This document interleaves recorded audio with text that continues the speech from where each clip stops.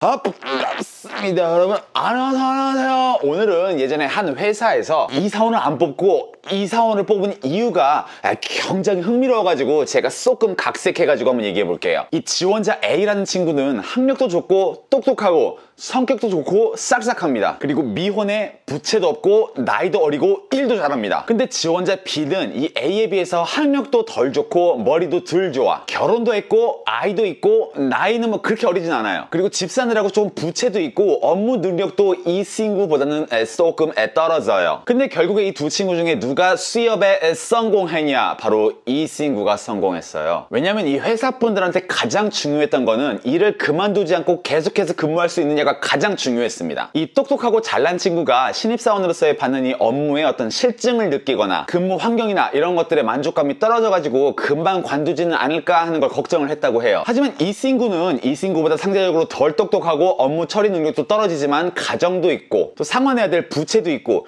회사 쪽에서 봤을 때는 이 친구가 업무 능력은 조금 떨어져도 꾸준하게 오랫동안 일을 우리를 위해서 해줄 수 있겠구나 싶은 마음이 들어서 이 싹을 뽑았다고 해요. 제가 뭐 취업 활동을 막 해본 사람은 아니지만 지금까지 그래도 저는 이 두 사람 중에 일 잘하고 똑똑한 사람이 뽑히는 게 당연한 거 아니에요 라는 그런 생각이 있었기 때문에 이런 이야기를 들었을 때 어머나!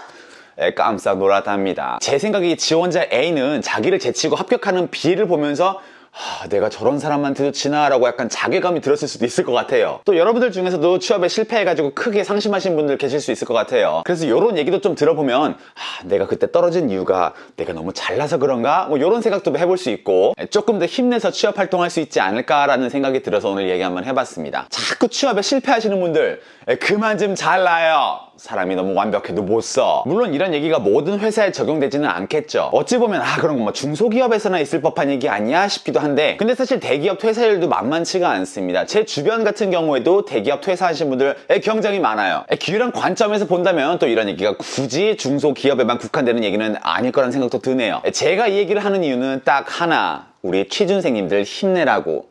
그리고 굳이 하나 덧붙이자면 오늘 영상을 못 찍어서 빨리 털어가지고 하나 올리려고 그래요. 기래야. 그럼 오늘 영상 봐서 감사하고 저는 또 다음 비디오 때 뵙도록 하겠습니다 여러분. 드디어